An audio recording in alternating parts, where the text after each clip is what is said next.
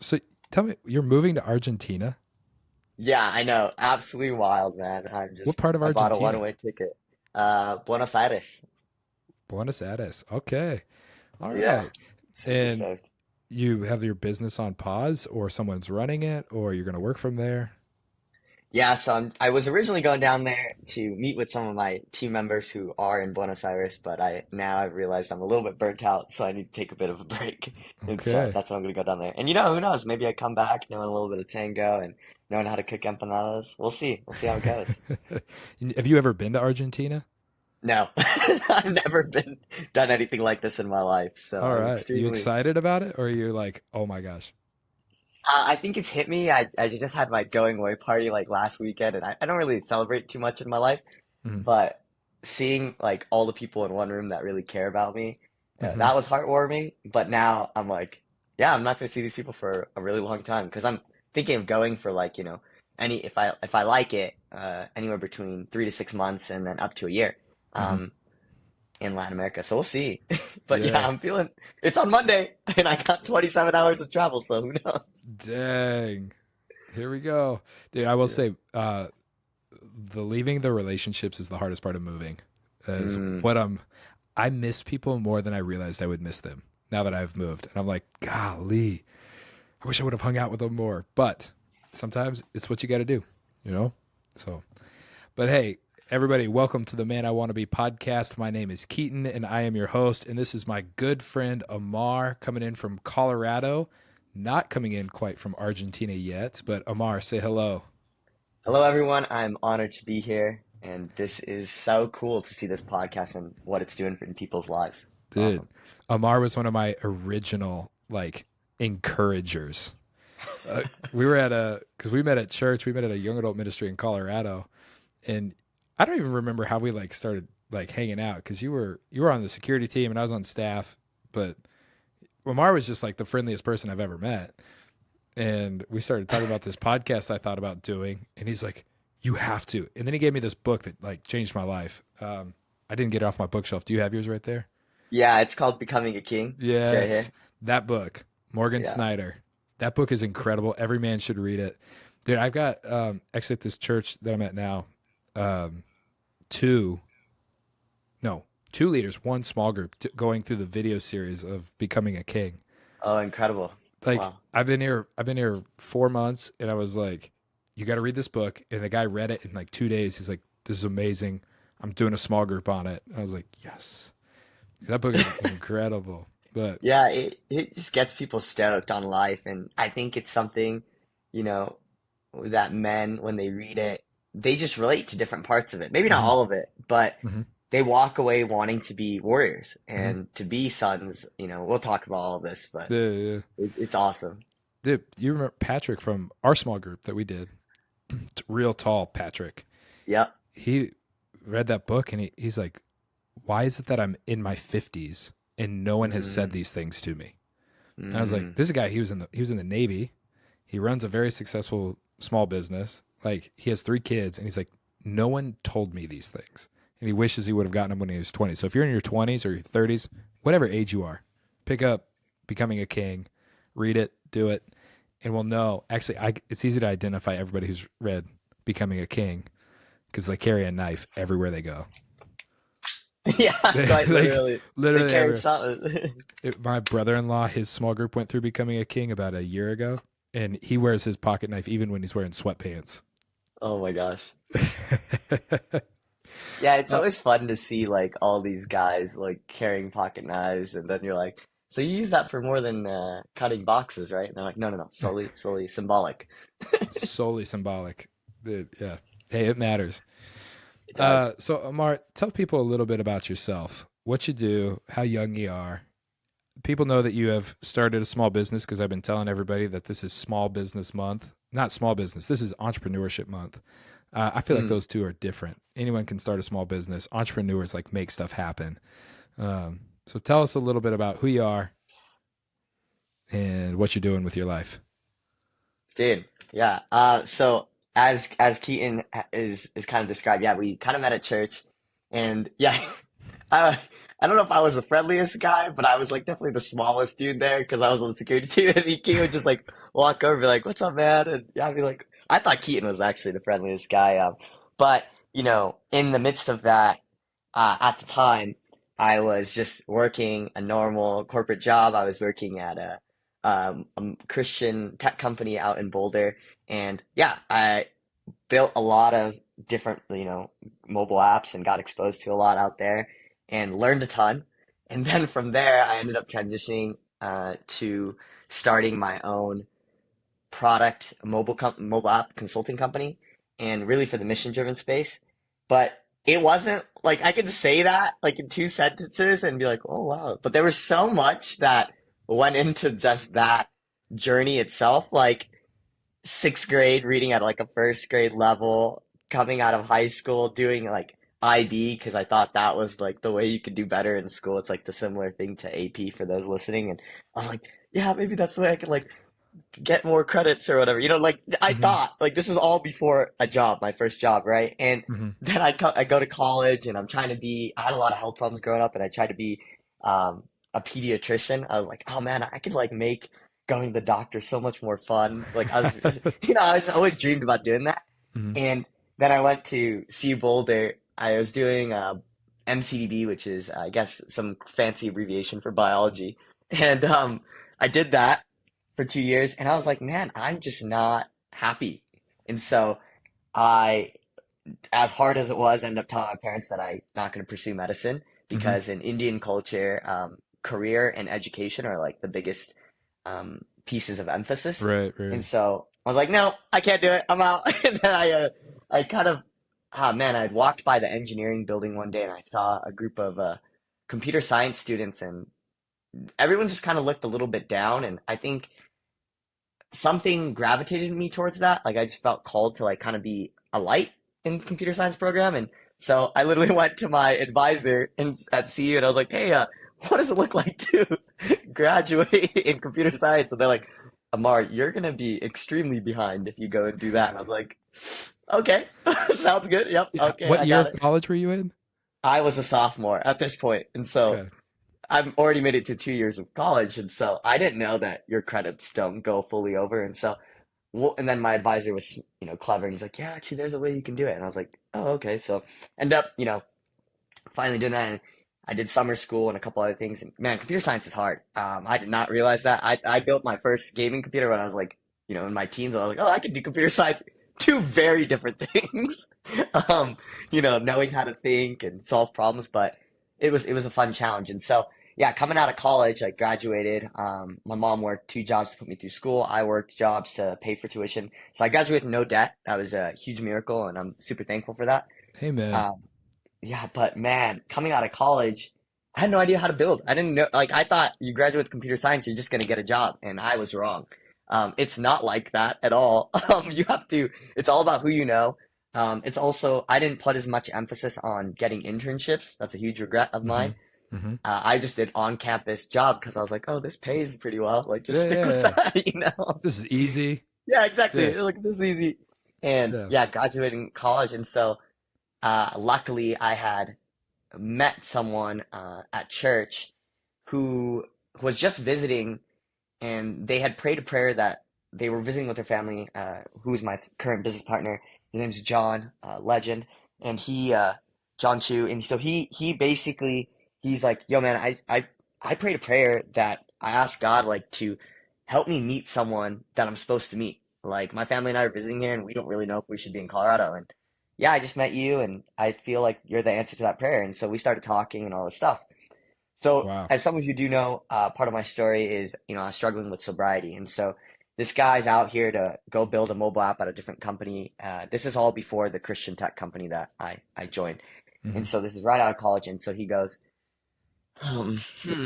he calls me up. He's like, hey, would you be interested in an internship? And I'm like, yeah, like, how much does it pay? Because I'm like so broke right now, Right, right, Like, let's get some facts straight right now. You know what I'm saying? Like, let's get this right. right. So, I want more than ramen for dinner tonight. yeah, exactly, exactly. Yeah. And in the midst of discussing all that, it was a pay cut. Uh, it wasn't that significant. It was like $5, but for me at that time, I was like, oh God, like, don't know if I could. Well, $5 per hour. No, no, no, $5 less than what I was making. So it was like 15. I was making like 20 an hour at CU at my Oh, camp so on campus. yeah, yeah. Yeah, So it was still per hour cut, which yeah, over, exactly. yeah, which is actually a pretty Yeah, large cut because that's like 10 grand a year.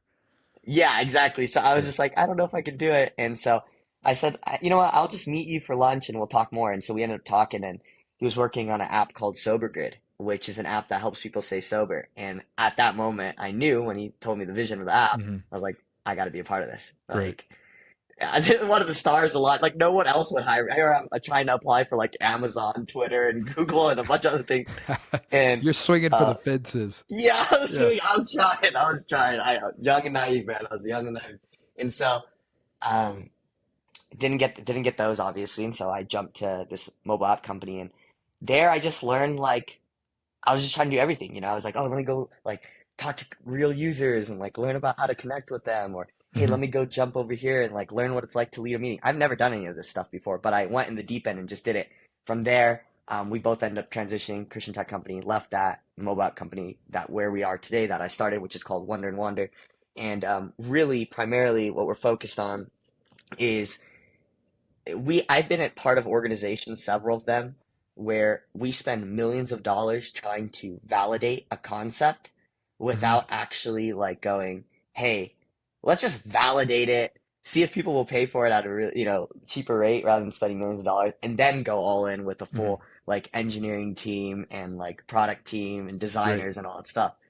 And that's the model that I've kind of really taken on, is like kind of this just rough, rapid, right model of let's just validate it, let's get it out there. But also these mission driven companies, if they've like dreamed about building a mobile app, for a course of 8 years, for example, which is my current one of my current clients, and Hmm. it's a nonprofit out in the Bay Area that helps foster families and connects them to the local church. Hmm. And so Wow. they've dreamed about a mobile app that in real time, it's kind of like a Uber. I don't want to compare it to that, but where you can ask for real time help from your local church when you're a foster parent. So like, hey, I need some extra rides. I need some extra food. Hey, can someone pray for us in real time, right? And so that's the app I'm currently building. But they were Wow. quoted like 1 million, 2 million to build this app, and we're sitting there as a team going, no, like let's teach you how to fish.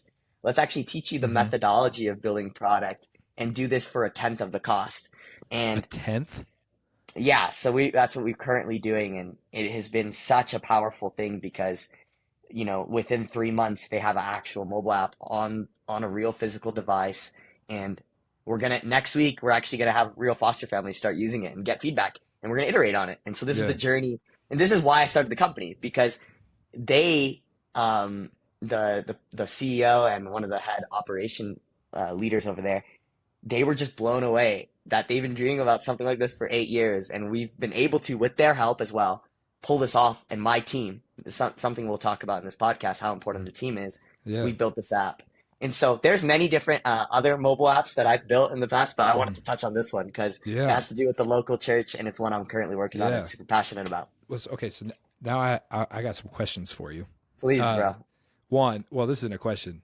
You said earlier, you're like, oh, I don't know if I was the nicest guy, but anyone listening can hear in your voice, like Amar is clearly the happiest person alive. Like, just like your soul, Too you swear kind. it doesn't neglect anything that's tough and about life. But you've always been smiling. Um, so you saw a market that built apps that had a lot of overhead because they had to pay their Hmm. engineers, building costs, or whatever, which Yep. means their product had to be really, really expensive. Hmm. And you were like, I bet I can do it cheaper by just building a basic framework and giving it to them for. Is that right? Am I understanding that right? Yeah, yeah. Generally speaking, that's correct. And really, the big thing is around, let's just hone in on what is the primary thing you're trying to do, like problem you're trying to solve with the mobile app. Mm-hmm.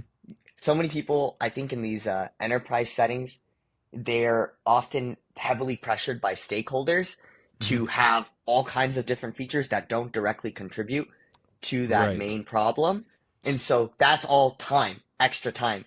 And Right. so when it came to the framework, like you're calling out now, Mm-hmm. I've just been like, we don't need that. We don't need this feature. Let's just focus on Yeah. these things. Yeah. That's like that. Have you ever heard of Microsoft bloat? No, but I could get where you're coming Yeah, it's going all with the that. extra stuff that's on a Microsoft computer that you're like, I will never, ever, ever use it. Only Touch the this, most yeah, yeah. advanced users would use any of the thing that's in there. Mhm. And people are like, well, just get rid of it. You don't need all that. It's also on a lot of phones. The first smartphones used to have what they call them bloat. There's all those apps that were like, you didn't need. Mhm. Like iPhones were the first people like, nope, get rid of it. Yeah, you're like, you focus on the main thing. And Mhm. when did you start that business? That's just over the past year. So we just made it through our first year at doing this Wow. business, and it has been full of crazy ups and Hmm. crazy lows, and the highs are really high and the lows are really low, and Hmm. you know the there's some struggles with that too, which Hmm. I'm willing to unpack, but we'll Yeah. get to that. You're 27, yes? 26, You're but 26. I Okay. feel like I'm 35 because I go to bed so early and a lot of Yeah. other things. But yeah, old Yeah. at heart. Well, you're running a when you run a business, people who've ran a business know it's really, really hard. And when you run a business and you have a lot of cash coming in, it's even harder because now you got a team to manage. And at 26, that's like, oh. So I'm not surprised. It's high highs and low lows at all. Um, but I remember when I met you, I had this impression of like, man, Omar's going to be like this, one of the most successful people I'm ever going to know, because it's just like he knows everybody, Oh and my gosh. he's like, yeah, I remember you told me you worked for what was it, Glue in the apps that you were developing for churches, and I was like, and then you got this job at Subsplash, and which I know was that wasn't your favorite place to work, but it was just like, wow, Amar knows people, and he's very successful. And then you built this business. I was just very, very impressed. So, um, anybody starting a business is something a lot of young guys they want to do.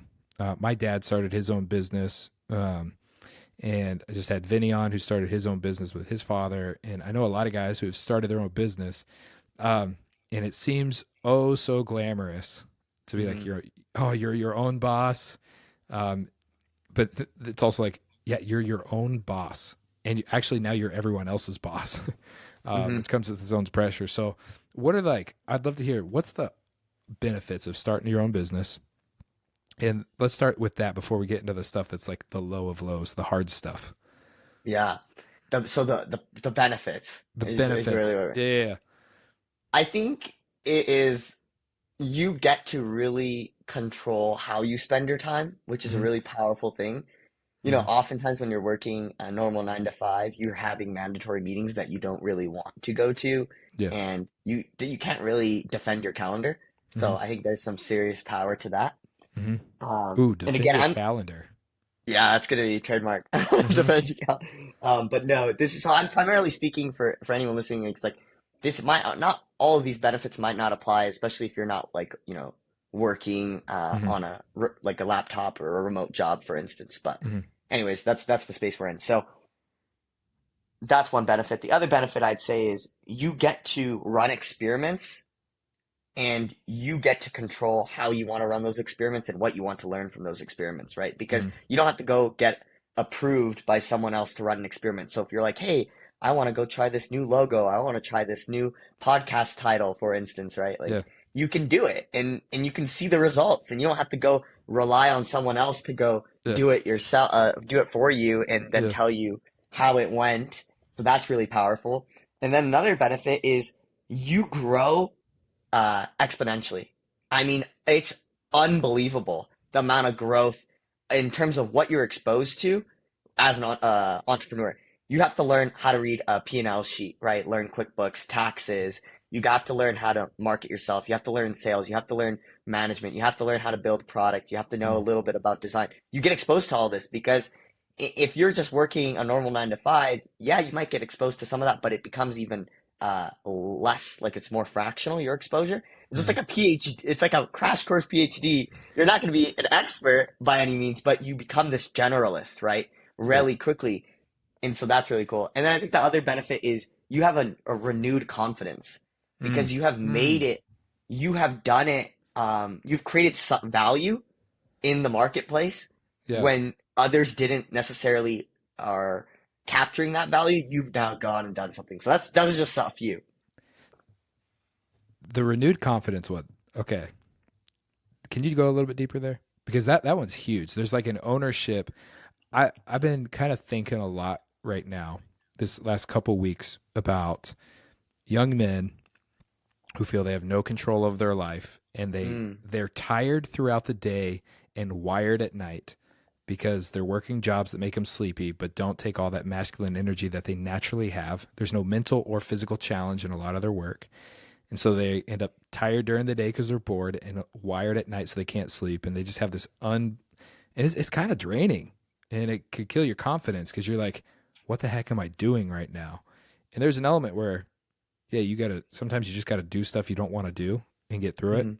But there's also like the other part that is, what could I make of myself? Like, so could you, and I think making something of yourself and trying something does build confidence. So could you add a little bit to that? Yeah, so this is where I would, just for a brief moment, Mm-hmm. I would address like page 165 in Becoming a King, the book that we just talked Mm. about, Yeah, yeah. which is we can only offer who we have become, and we do not provide what we do not possess. Mm. That's so good. What? So this is an important principle. I have like so many different stickies in the book, but this one came to me as I was th praying and thinking about this podcast. Mm-hmm. You Before we just go jump into confidence, we have to address, why are you starting a business? Why are you choosing to become an Yeah. entrepreneur? Because a large part of my story is there was a lack of safety, Mm. right? Mm-hmm. There was the constant need for, just seeing, conflict in marriage, in my neighborhood. I didn't grow up in the best neighborhood. My parents worked really hard. Money was tight a few times, Mm. et cetera, et cetera. There's scarcity. Mm. There's, and then we're getting, my poor parents, at the time, they're doing the best they can, but they have to work two jobs. So we're getting put out a babysitter. The babysitter is not the best, babysitter in the world. So there's like layers of neglect there, right? Yeah. Mm. And so all of this, right, has kind of, before I even started the business, without me knowing, I had two needs that weren't really met in my life, I feel like, was the assurance of safety and attention. Wow. Wow. And and the attention is really just because my parents weren't able to be truly present. And so Mm-hmm. those, you're not actually in, my relationship with dad isn't the world's best. I love the guy, but it's just not as tight as it could be. And so now I'm connecting this into another question, which I ask myself is, and that someone has helped, one of my spiritual mentors has helped me really reflect upon Mm. it, and now and this connects to the confidence, is how are my desires for acceptance showing up in harmful or destructive ways in my life? Wow. Wow. So I'll repeat that for some other people because I Mm-hmm. think this is important. Mm-hmm. How are my desires for acceptance showing up in harmful or destructive ways in my life? Mm. That's such a good question. Yeah. And so I asked myself that because when it came to the business, was I doing it for me to like actually see if I could be an entrepreneur, or was I doing it for validation from other people?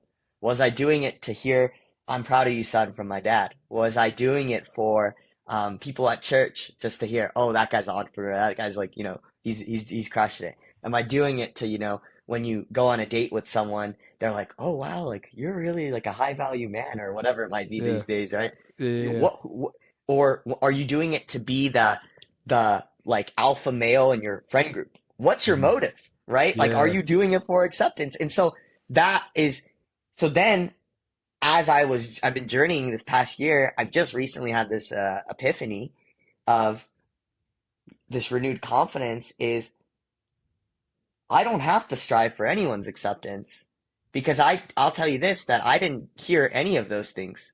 I didn't Mm. hear I'm proud of you from Right. my dad, and I didn't hear my friends really necessarily treat me differently. Mm-hmm. They've always loved me the same, and I didn't really get a bunch of compliments from like girls on dates or anything like that, or so I'm just sharing these things, and it might come off as shallow there, but like what I originally kind of secretly hoping would be some outcomes outside of just the being able to help people on the business side, they didn't happen. Yeah. And so now I'm in the season of life where it's like I know the value I bring to the table, and Hmm. external validation truly will not be the thing that I seek, Yeah, right? that's so good. And that is the renewed confidence I'm Hmm. referring to. Hmm. It has taken a year and a lot of journaling and a lot of prayer to get there. And so now, with what you're calling out when guys are coming home and they're working these jobs that they hate or whatever and Hmm. staying up, that's me all the time. I, Wow. I don't think that truly will go away forever. Like it's going to be Hmm. another thing. If it's not work, it's going to be something with your family. If it's not your Hmm. family, it's going to be something that you did at work. I guess work, family, life, something. Something's Yeah. going to always keep you up. But I think the one thing that I've learned to fight for and to be able to like ruminate in this space for is Hmm. margin. Yeah. The book talks a lot about that, right? Hmm.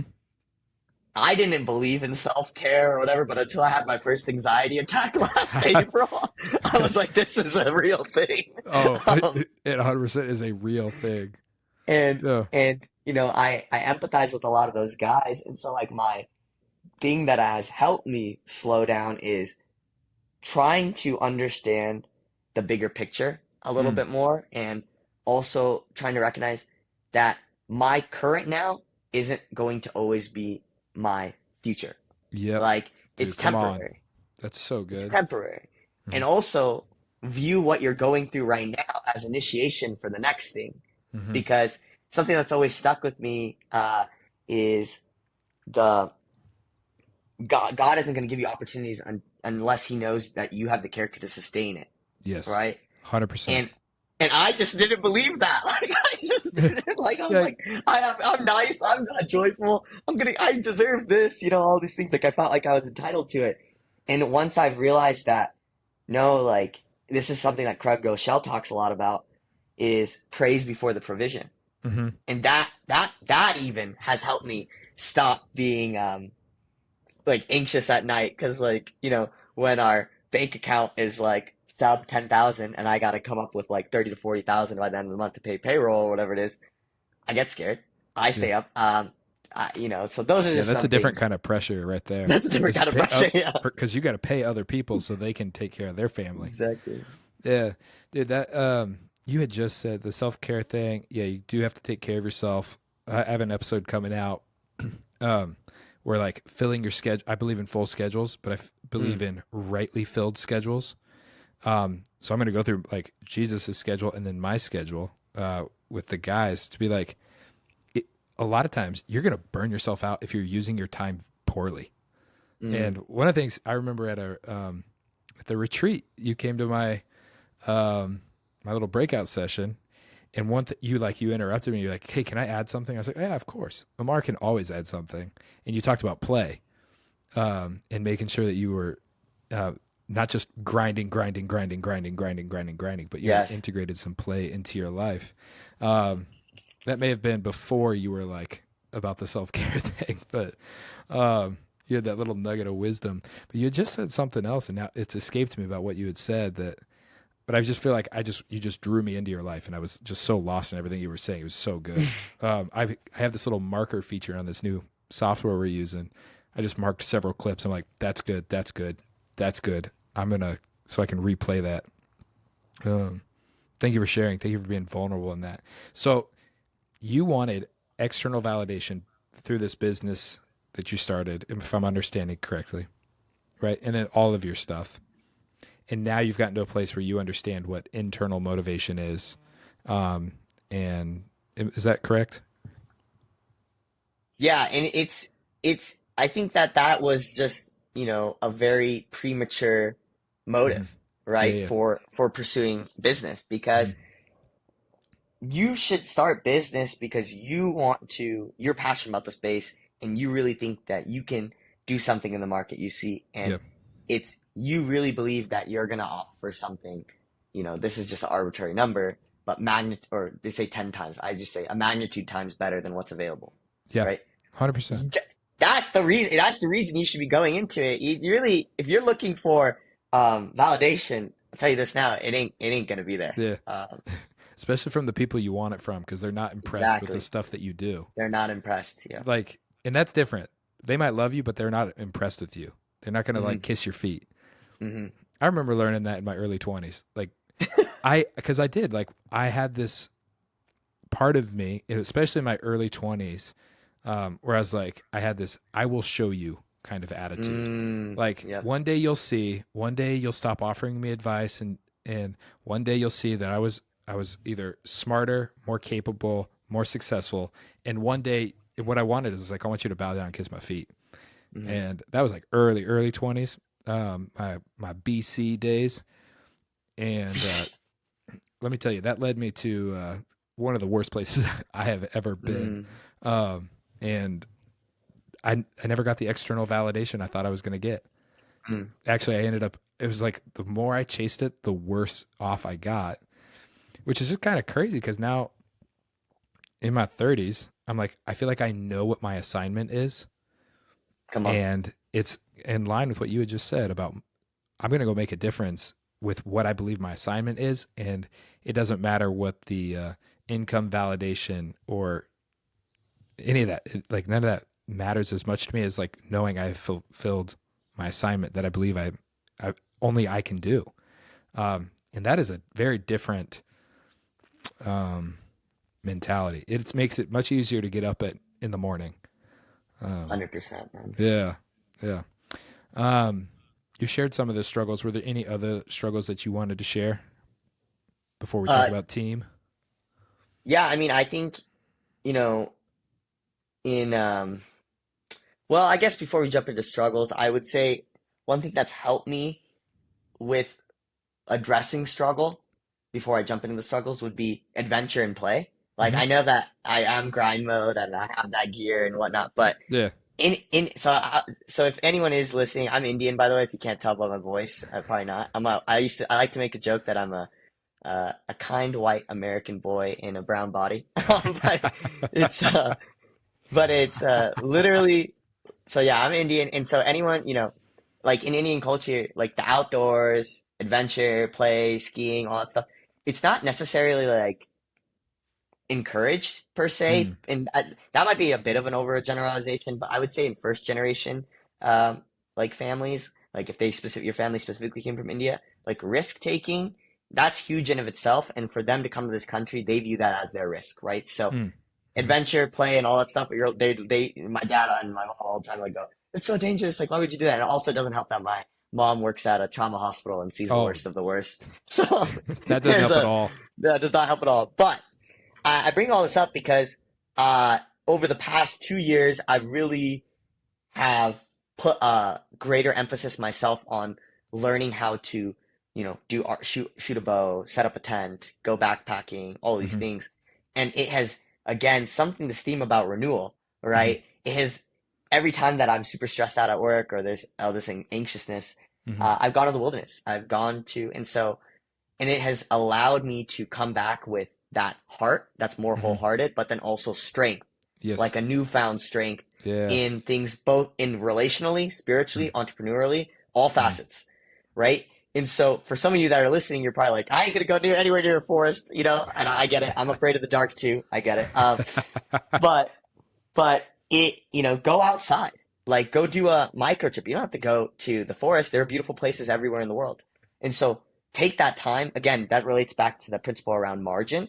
Hmm. And so going into the struggles, right? I wanted to open with that because this is my default go-to of like I try to audit my weeks. Like I Mm. every week on Sundays I do what gave me energy, what am I proud of, what drained my energy, what could have been delegated, Yeah. and God show me what you need to be to do and lead me to where you need me to go. Right? That's kind of like this like 5-step exercise. I take like 30 minutes to do that on Sundays. Hmm. Sometimes it takes 2 hours, sometimes it takes three. Just depends on the week, right? But you got to make Yeah. time for that. You can even take 5 minutes, right? And Hmm. so these are struggles. First off, I think that you have to understand there's a book by Patrick Lencioni, legend. He just released it. It's called Six Working Geniuses. And one Yes. Connor Grimm just read that book from young adults, and he oh said like rad. this is a must read. And I was Okay. like, all right, great. Yeah, super great. So why I open with this is because team is one of the biggest things, especially when I was working in VC land, venture capital. When you look at what you want to invest in, you have to look at the teams. And so one of the things I've Oh. recently struggled with and learned through this book is that there's six working geniuses, and they're intent, or wonder, invent, discernment, galvanizing, enablement, tenacity. Hmm. And so my my genius is discernment and enablement. I think through things and make really good decisions, right? And sometimes I have bad ones, but I mean, majority of the time I Yeah, make yeah, good yeah, ones. yeah. And then enablement, I like to just empower people. Like, here's the vision, here's the direction, go make it happen. Hmm. But I have an amazing team, but I've been surrounded by people who have wonder, invent, galvanizing, and less of that tenacity and getting Hmm. things done. And that's my frustration. Working frustration is tenacity, like when people Mm. aren't like executing on things. And so that's also the thing they don't necessarily love. Like, it actually is a frustration of theirs. Once we mapped all this out, like, because after the book, like reading it, of like what Hmm. are people's competencies, it made so much sense. So I'm opening with this because so many frustrations on my team, it was because I didn't understand people's working styles. Yeah, yeah, yeah. And so I That's open with good. that because so many of us, we go, man, I could just do this alone, but you go farther with the team. You do. Hmm. Even though it doesn't always seem like that, it's slower at the beginning. You do go farther with the team. Yeah. And so I think it's precedent. One of the struggles you can avoid is, you know, have your team take this assessment, the six Hmm. working geniuses, map everyone out and figure out, okay, this person is wonder and inventing, so they need someone that's a companion to that, Hmm. because you're trying to make the full like gear, Yeah, yeah. widget is like the whole abbreviation there, or acronym that Hmm. he uses there. Hmm. And so that's one thing. I would say the other thing, I've had to have some really hard conversations this past year.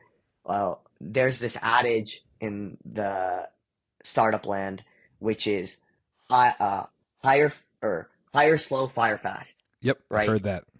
Hmm. And man, oh my gosh, so many times on paper, and this is for all the other listeners, that as you're building your team, you gotta make sure there's value alignment. And it's so easy in an interview, like if you only spend 2, 3 hours with someone, Hmm.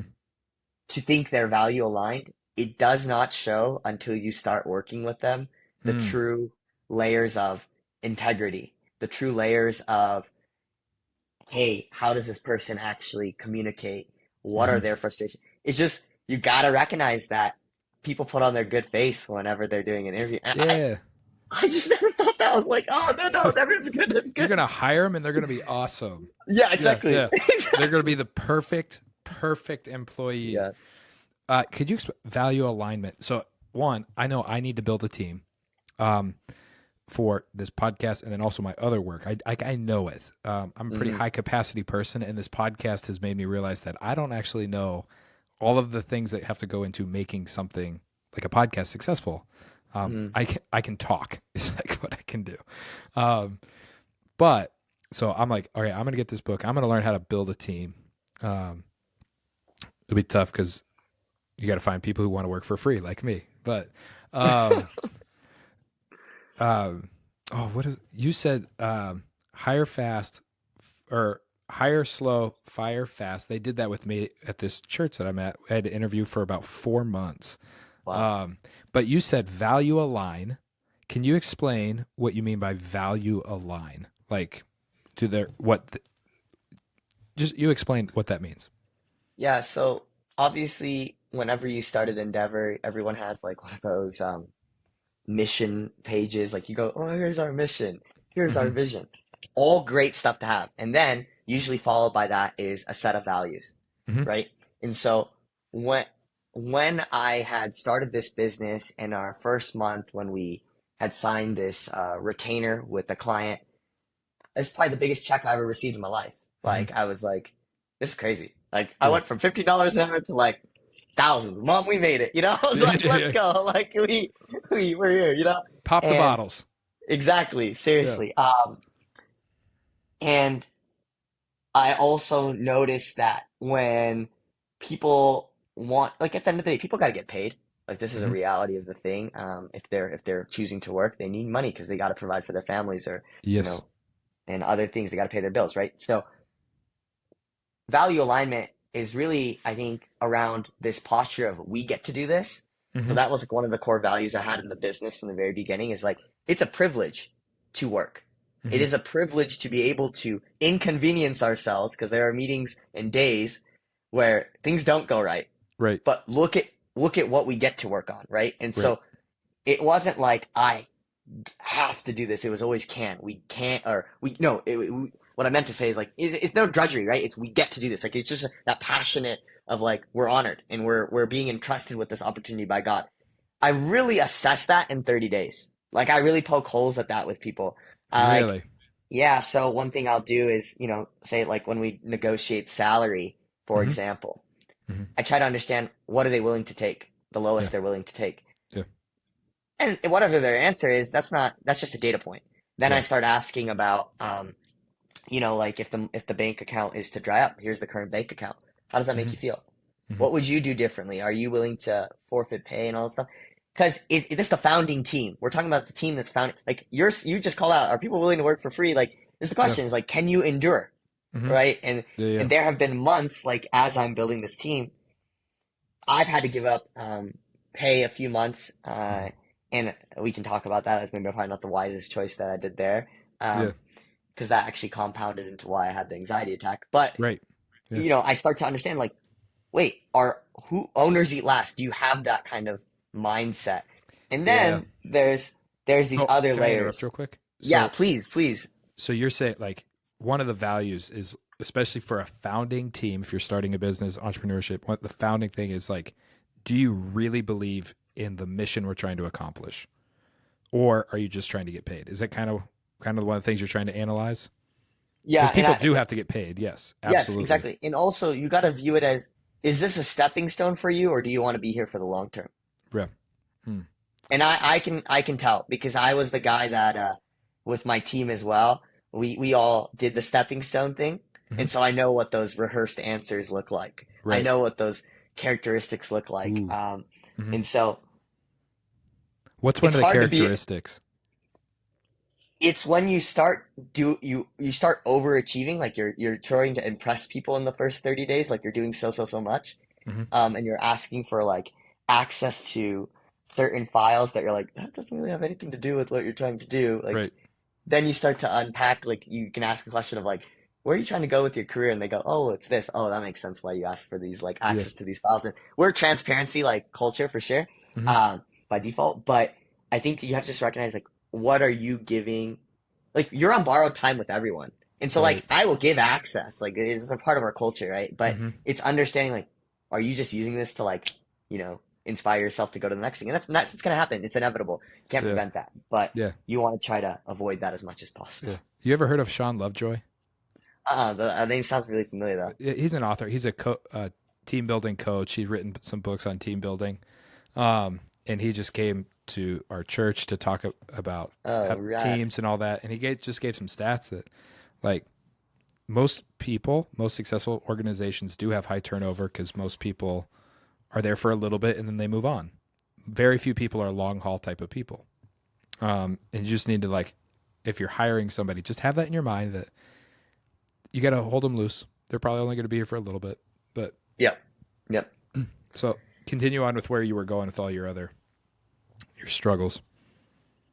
Yeah, well, I guess these are like the more practical struggles that day to day, like in Hmm. an agency model. So I run an agency, right?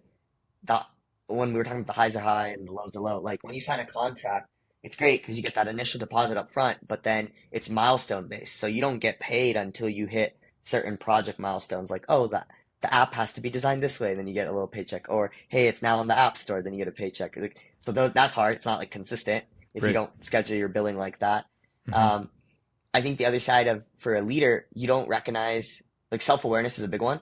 Hmm. Um, you're it's easy to say I take the lowest seat at the table and you really fight to do that and stay humble and have humility in your team, but and act like you have never arrived, right? Like it's good that that's the posture. At the end of the Hmm. day, you're the person that's paying them, you've hired them, Yeah. you're in the client meetings making some of the hardest calls. Hmm. Regardless of you being humble and humility, people still view you and your words with some Authority.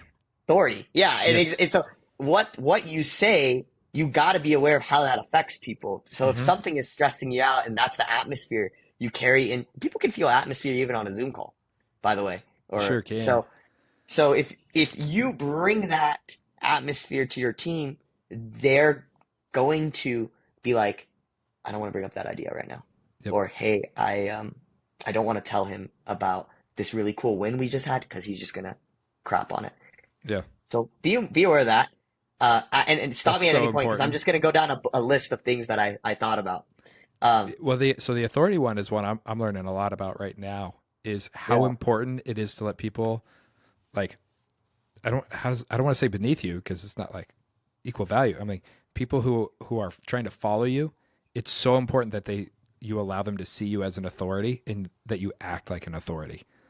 Mm, Like one thing I like to joke around a lot, and what I've learned in a very short period of time, if I joke too much, it actually negates some of the natural authority that I have been given. So it needs to be like an appropriate. I'm like, dang it, man, I like to goof around and not take things too seriously. But actually, this might be a time to take some stuff seriously and like be a professional. mhm. So that what you just said is real good. So continue. Yeah, and so this is where not taking yourself too seriously there's a way to do that, Hmm. which is around we do a thing at the end of our weeks, which is we call it TJF. It's just like a Hmm. 1 hour time to ask hard questions and play some games or whatever. Yeah, But I would just, one thing that is part of our culture and the teams that I'm trying to really build is celebration, like this culture of jubilee, right? yeah, Like to rejoice in the because as a high achiever, for anyone listening, maybe you relate to this. Um, when you hit a milestone in your life, like if you've had a difficult upbringing or you're striving for validation or whatever it might be, and or you're an person that stuffs their emotions like I am, um, I'm learning to do a lot better with that. But if you are relating to that, you probably also recognize that you rob yourself of joy when mm, something good happens. You go, I can do better. You're just automatically in yeah, the self-critical mode. And doing this posture or this 1 hour a week or whatever it might be in your teams or in your life, like if you're a solo entrepreneur, like go out for dinner, like hmm, nicer than Chipotle, like I'm literally giving you permission to go do that.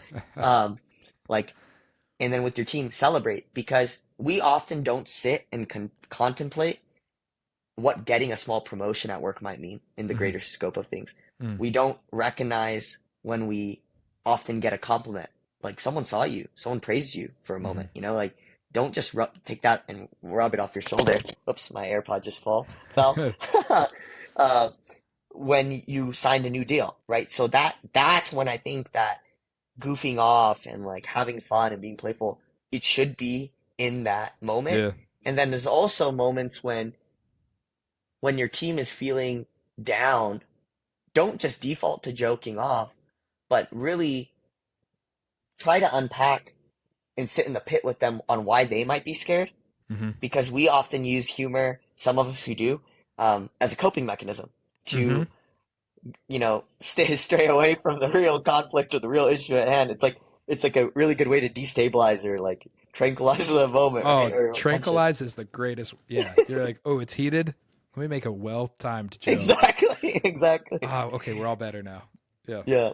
And sometimes that's just not appropriate. Some Hmm. people need you to, sit with them and talk things out about how you maybe offended them. Hmm. Or, hey, there's a serious problem and I don't feel equipped or I'm insecure and I need you because I believe that you have authority and you have the ability to get someone else that might know how to solve this or even help me, right? You Yeah. have this, you possess the skills. Hmm. That paradigm, bro, is the hardest thing because I am I don't take myself too seriously when it comes to like little things sometimes, Hmm. and that stuff compounds, and then I take myself. I'm like a completely different person, like when I'm in a client meeting and Yeah. stuff like that, and so I'm learning to have that playfulness and that Hmm. balance because your team needs that. Yeah. They Yeah. they Absolutely. need that. So you were like reading my mail when you're talking about celebration, because I am like we've got to make it better, make it better, make it better, make it better, Mm. and very rarely celebrate different little things. My dad's great at reminding me to. Pops is great at reminding me to celebrate. But even like we just had Pops. this really incredible small group launch, probably the largest that the church has had, and the only thing I saw was how it could get better. Mm, And I was like, I have the list of things that could be better because it's just what I'm used to is at least 3 times as long as what went well. I'm like, so you're reading my mail right now. I'm gonna go celebrate soon please. after I finish with a to-do list of things to get better. Kidding, kidding. All right, continue on. Do you have? Yeah, I have a few more. I would just say, when you're making decisions, if your working genius is discernment, Mhm. one of the things you will have to model to your team is asking them, because you're people with discernment or enablement and who aren't good at giving good expectations, right? In a team, like you need to give good expectations. That's a principle. Like write that down. Like Mhm. learn to give expectations. Also, like learn to give um, mentor examples of what you're wanting, so Mhm. people can mirror that as closely as possible. They're not going to be 100% carbon copy of the thing you show them, Right. but give them an example. Because if you're disappointed because you didn't give them an example or you didn't clearly communicate expectations, it's very unfair to them. And so that's something um, around decisions and expectations. You really gotta do that well. You Yeah. know, I don't know. Can you relate to that? I'm actually very good at giving expectations, and Yeah, that's awesome.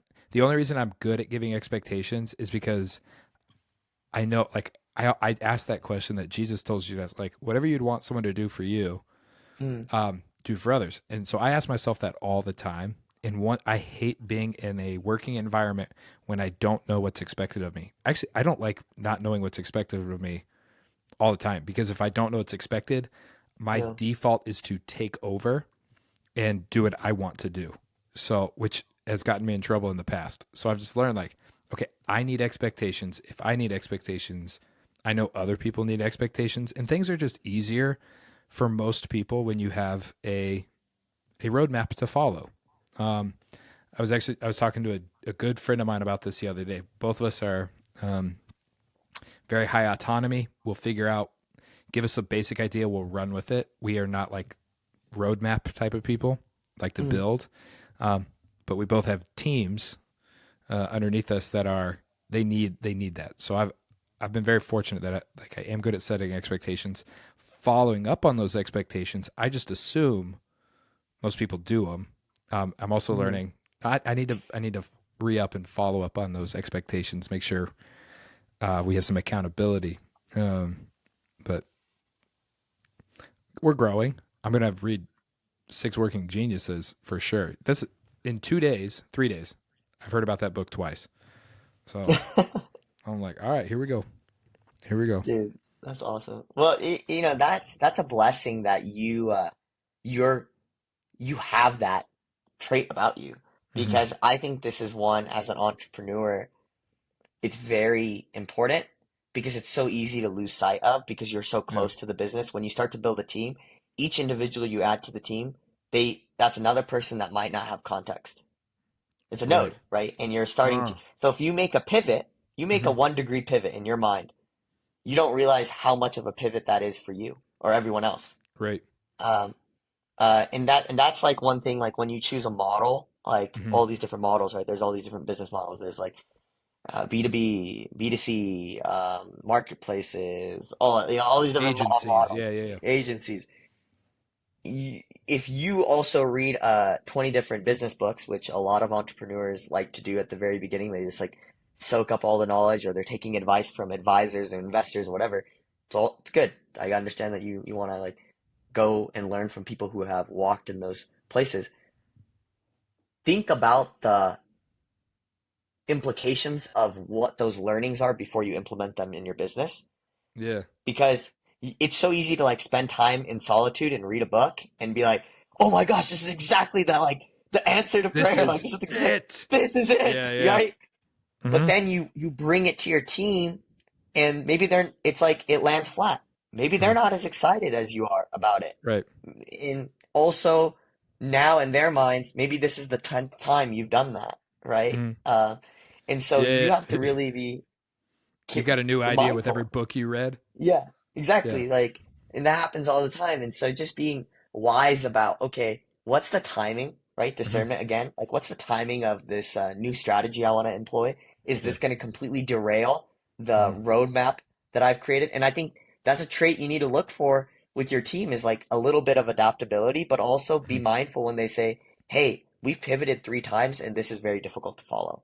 Right. Or, "Hey, we're overwhelmed." Like, slow down. Hmm. Like when you hear those words, that's like check engine light for burnout, right? Yeah, yeah, yeah. They're reaching that point. Yeah. Now your team's confused on what we should be doing, and Mhm. especially if you're like an idea person, it's easy to like get a new idea and throw it out there. And um, yeah, because I'm an idea guy, so I'm like, all right, if I'm going to do something, I have to commit to it for at least, and then I give myself a certain amount of time.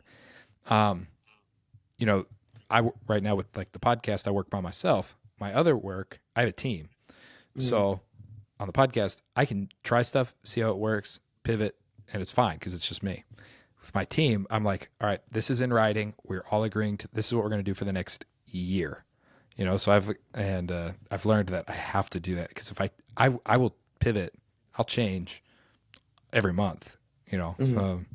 Man, you're giving like really good advice. Everybody needs to listen to this multiple times if you're an entrepreneur, and if you're just a man. Like you're giving like life advice and business advice at the exact same time. Um, you are wise beyond your years.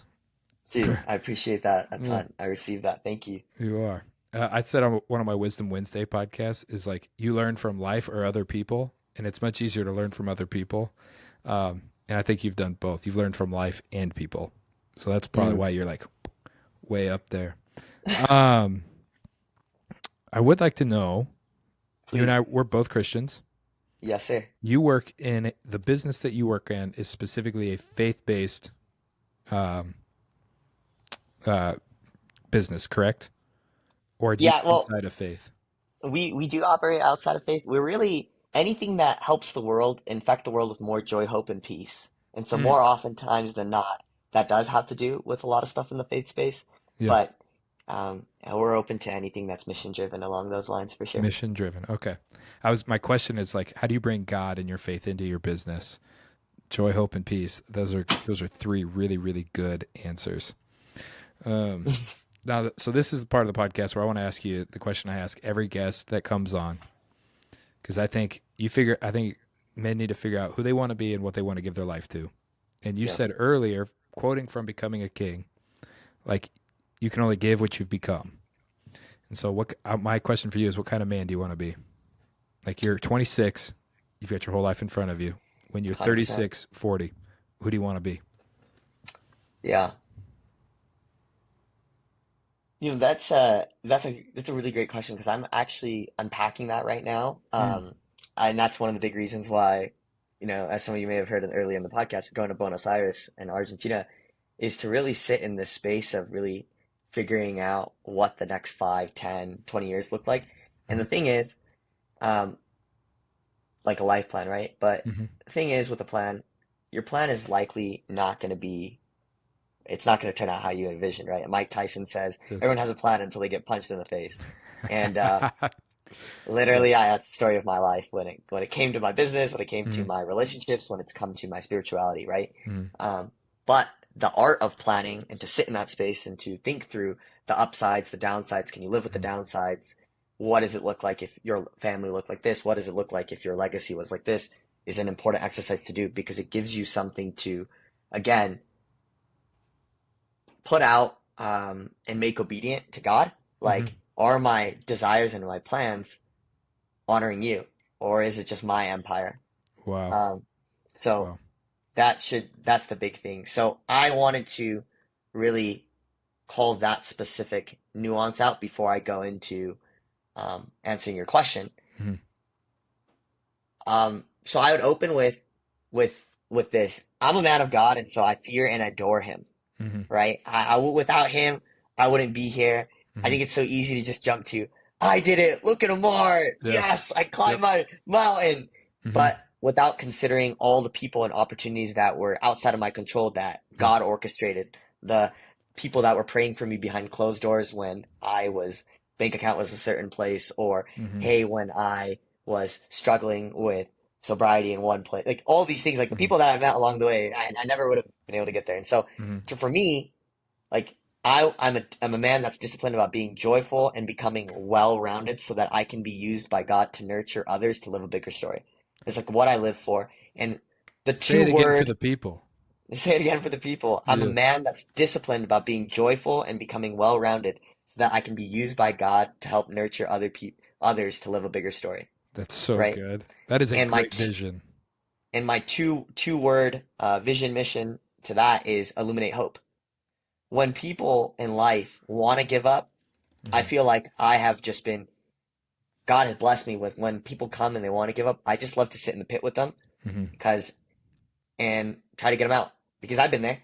I've been in those places, those dark Yeah, places. And so, man, again, it's not just me. I'm standing on the shoulder of so many men that are fighting for my heart, yeah. right? And I'd love to shout out the entire list of men. Hmm. The podcast would probably go on for another like hour if I did that, but it is that's it. So I would say that.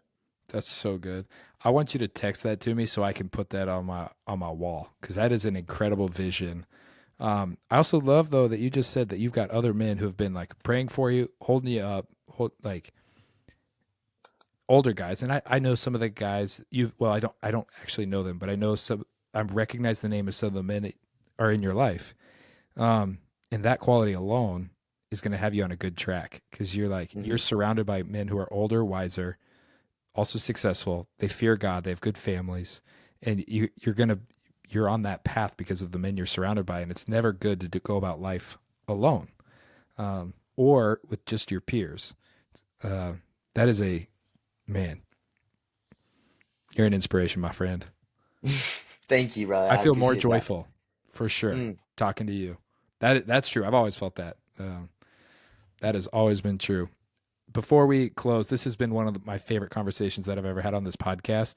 I don't like the sound of my own voice like everyone else in the world, but I think I'm going to put up with that to listen. I actually want to listen to what you had to say again because I really, really enjoyed this conversation. But before we sign off, is there anything else that you'd want to say to our listeners?